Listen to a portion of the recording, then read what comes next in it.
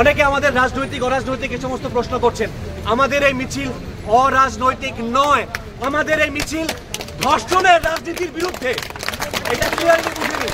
সবথেকে বড় রাজনীতি হচ্ছে ওই রাজনীতি যেখানে একটা ছেলেদের পুরুষদের মানসিকতাকে নর্মালাইজ করা হয় যে ধর্ষণ করা যায়।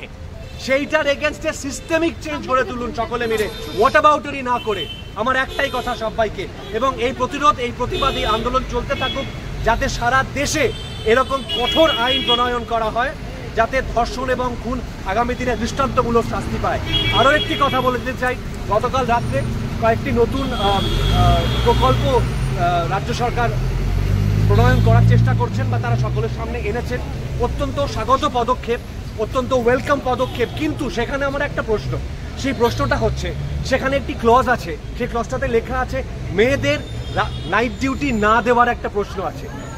এখানেই যদি আমরা চলে যাই তাহলে 14 তারিখ রাত দখল করার ডাক দিয়ে কি লাভ হলো? যদি আজকে রাত্রিবেলা ছেলে মেয়ে নির্বিশেষে যদি কাজ না করতে পারে তাহলে আর লাভটা কি? যদি রাত্রিবেলা একটি মেয়ে তাকে যদি এখনো আমরা যেতে বারণ করি, রাস্তায় তার কর্মক্ষেত্রে যেতে বারণ করি, তাহলে আমরা তো তাকে তার কাজ করার সুযোগ থেকে বঞ্চিত করছি, তার পুরো পোটেনশিয়াল থেকে এক্সপ্লয়েট করা থেকে তাকে বঞ্চিত করছি, তার অধিকার থেকে বঞ্চিত করছি। তাকে রাত্রিবেলা সুরক্ষা দেওয়ার দায়িত্ব কার? তার নিজের না, প্রশাসনের দায়িত্ব। যেখানে সে কাজ করবে সেই কর্তৃপক্ষের দায়িত্ব। আমি আবারও বলছি সমস্ত রাজনীতি দূরে সরিয়ে রেখে, তথাকথিত রঙিন রাজনীতি দূরে সরিয়ে রেখে এই রাজনীতির বিরুদ্ধে কথা বলুন এবং এইগুলোর বিরুদ্ধে স্বর চড়াতে থাকুন, স্বর বজায় রাখুন। তবে একটা সিস্টেমিক চেঞ্জ হবে। এটা আমরা, তোমরা, ওরা, এই পশু এসবের ব্যাপার নয়। এটা একটা গোটা দেশে সিস্টেমিক চেঞ্জের ব্যাপার। এইগুলো আমরা ভালো করে বিশ্বাসটা করে সেটা নিয়ে এগিয়ে যাই। ধন্যবাদ। Thank you. অনেক বড় এই বিচার মানে শুধু একজন বা দুজন বা তিনজন বা চারজন বা ছজন দোষীর শাস্তি, নিশ্চয়ই।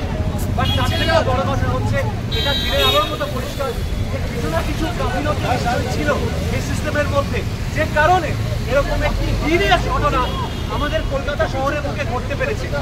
যে শহর আদারওয়াইজ সুরক্ষিত মহিলাদের জন্য বলে পরিচিত গোটা দেশের মধ্যে, সেখানে তার সম্মান আজকে ধুলোয় মিশিয়ে গেছে এরকম একটা ঘটনা ঘটার ফলে। সেই ঘটনা এমনি ঘটেনি, তার পিছনে অনেক বড় বড় গাফিলতি আছে, বোঝাই যাচ্ছে।